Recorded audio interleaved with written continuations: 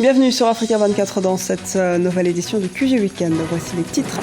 4 ministres sont sortis du gouvernement d'union nationale libyen vendredi 1er juillet, issus d'un accord parrainé par les Nations Unies et signé en décembre 2015 au Maroc. Ce gouvernement s'était installé à Tripoli le 29 mars 2016. À Niamey, au Niger, le jeûne a été plus difficile à supporter en raison des délestages qui durent souvent toute la journée. La société nigérienne d'électricité tente de trouver une solution à ces coupures dues cette année à une chaleur particulièrement intense. Et puis, la question du chômage s'impose comme un thème de société majeur en Afrique du Sud. À quelques mois des élections locales, ce défi s'impose comme un thème de campagne majeur lors des élections locales prévues en août prochain. Lutte contre Boko Haram au Niger. La société civile nigérienne se dit préoccupée et manifeste son soutien, notamment aux populations de Difa et aux forces de défense et de sécurité ce samedi 2 juillet 2016. Cette manifestation pacifique se veut avant tout une mobilisation citoyenne de la plus inclusive possible, notamment après l'attaque massive début juin de la ville de Bosso dans le sud-est du Niger, où les djihadistes nigérians de Boko Haram, qu'on disait affaiblis, ont démontré qu'ils disposaient encore des capacités de nuisance importantes. Une démonstration de force qui, rappelons-le, a marqué les esprits et conduit à près de 50 000 personnes à fuir le pays. Depuis son installation fin mars à Tripoli, le gouvernement d'union nationale libyen peine à asseoir son autorité sur l'ensemble du pays. Plus de 3 mois après son installation, ce gouvernement d'union nationale paraît plus fragile que jamais. 4 ministres auraient été limogés après avoir refusé d'assumer leurs fonctions. Un nouveau coup porté à l'autorité de ce cabinet, comme nous l'explique Siamlo Victoria Sedje.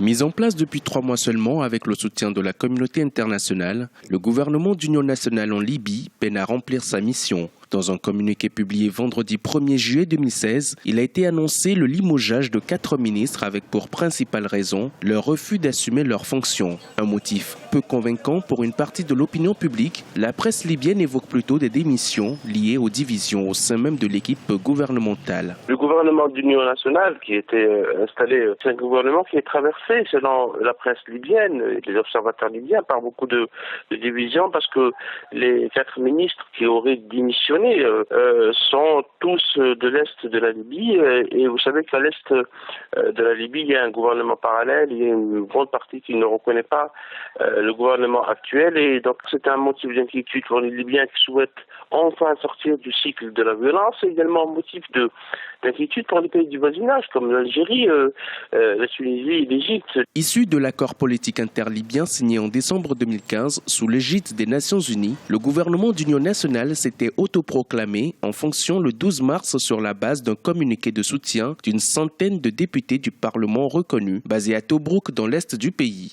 Mais depuis, il peine à asseoir son autorité. La fracture entre l'Est et l'Ouest se fait de plus en plus remarquable, et ce dans un contexte où le pays doit faire face aux différents mouvements terroristes qui menacent la stabilité de toute la région. Les divisions ne peuvent pas s'éterniser de cette manière, et la solution est d'abord entre les mains des Libyens. Il ne faut pas que les Libyens attendent à chaque fois que l'ONU, que l'Union africaine, que la Ligue arabe interviennent pour donner des solutions. Cet effort est un effort énorme. Idem pour l'Égypte, et donc l'Égypte et l'Algérie, même aussi la Tunisie et le Soudan, voudraient avoir une Libye stabilisée, une Libye où il n'y a pas de terrorisme, pour pouvoir donc s'occuper d'autres problèmes, comme les problèmes économiques. Le gouvernement d'union nationale en Libye, dirigé par Fayez El-Sarraj, était initialement formé de 18 ministres, dont 13 avec portefeuille et 5 ministres d'État. Le premier conseil des ministres, qui s'est tenu le 22 juin 2016, avait clairement défini l'objectif de l'équipe. Il était question d'établir une autorité unifiée dans le pays. Mais avec cette nouvelle situation, certains craignent encore une fragilité du tissu politique et social de la Libye.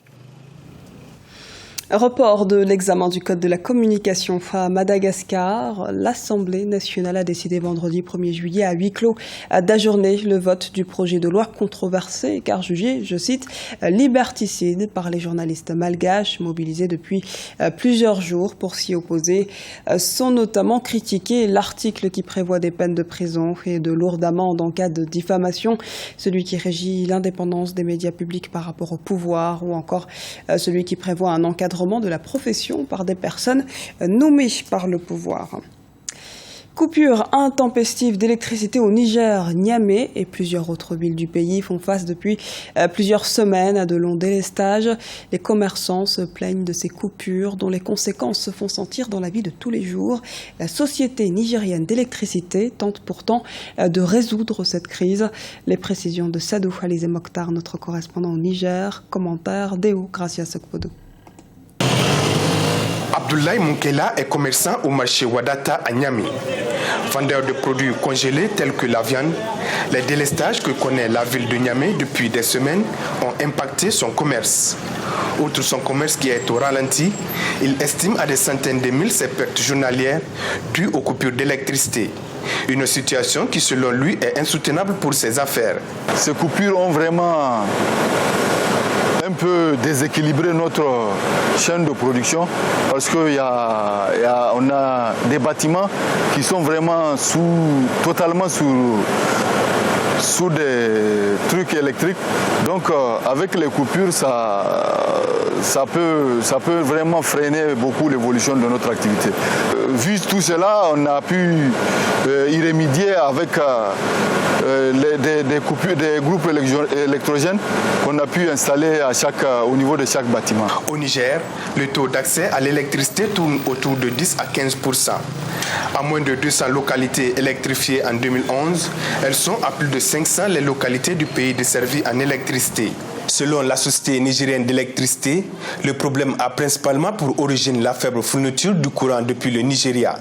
Pays fournisseur du Niger à plus de 70%, le Nigeria est confronté à un problème de disponibilité du gaz pour alimenter les barrages qui produisent l'électricité. Nous sommes en train de faire des efforts. Toutes nos machines sont en activité.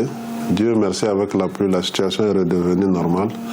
Et dans les jours à venir, je pense qu'on va pouvoir définitivement solutionner ce problème. Et avec la mise en service de Gorubanda, j'ose espérer que ce sera la dernière année où les Nigériens essuieront des coupures d'une telle ampleur. Dans le souci de résoudre définitivement sa dépendance dans le domaine et améliorer considérablement les conditions de vie de ces populations, le gouvernement nigérien a initié la construction d'une centrale thermique de 100 MW à Niamey. La centrale de Gorubanda, dont la mise en fonction pourrait intervenir en fin d'année 2016, contribuera à la résolution du problème d'énergie du Niger, en attendant la réalisation du gigantesque barrage hydroélectrique de Kandaji sur le fleuve Niger. Le Fonds monétaire international suspend son appui financier à la Guinée-Bissau. La Banque africaine de développement et l'Union européenne ont annoncé la même mesure. À la base de cette décision, le décaissement début mai de 35,2 milliards de francs CFA par le gouvernement déchu à des comptes de l'État pour acheter l'ensemble des dettes du secteur privé. Une décision prise sans tenir compte des garanties juridiques ou de son impact sur l'économie du pays et des engagements qui lient la Guinée-Bissau avec ses institutions financières internationales. Des milliers de jeunes diplômés peinent à trouver un premier emploi en Afrique du Sud. L'économie sud-africaine connaît une stagnation de sa croissance, mais le chômage s'appuie également sur les inégalités qui restent quasiment les mêmes depuis la chute de l'apartheid. L'Afrique du Sud semble ne pas avoir trouvé le moyen de transformer un diplôme en emploi. Explication de Siemlo, Victoria Sidji. En Afrique du Sud, plus de 50% des jeunes sont à la recherche d'un emploi salarié. Diplôme en main, avec une expérience plus ou moins avérée, ils sont plusieurs millions à la recherche d'une plus grande sécurité sociale. Les recherches d'emploi s'avèrent difficiles et bien souvent infructueuses. La plupart des employeurs exigeant des années d'expérience pour des étudiants en quête d'un premier emploi. Une situation aussi déplorable que décevante pour des centaines de milliers de diplômés qui veulent sortir de la précarité. Tous les jours après mon réveil, je vais à la recherche d'un emploi. Je me rends dans un cybercafé pour tenter de trouver des entreprises à qui soumettre mon curriculum vitae. Mais la quête d'emploi s'avère difficile, car bien souvent sans suite. This is who I am, I have this degree, I have this experience, I like to work for your company, and then no one says anything, and then... Le système éducatif semblait s'être pourtant amélioré. Les mesures d'aide financière étaient passées de 441 millions de rands en 1997 à 9,5 milliards de rands en 2015. Mais la question des préjugés sociaux est perçue par plusieurs jeunes comme étant un obstacle majeur à la promotion de l'emploi salarié. Si vous êtes blanc, vous aurez un emploi, parce que la majorité des gens qui prennent les décisions sont blanches. Mais si vous êtes noir, il vous faudra avoir de nombreuses qualifications avant d'avoir une opportunité. Selon des analystes, l'Afrique du Sud est à sa 9e stagnation économique. Pour supporter la récession économique, la nation arc-en-ciel a augmenté les frais de scolarité en 2016, une hausse de 11,5% qui n'a pas plu à de nombreux jeunes qui voient ainsi leur avenir hypothéqué. C'était le journal de la rédaction. Merci de nous avoir suivis. Retrouvez dans un instant une nouvelle édition du QG Weekend sur Africa 24.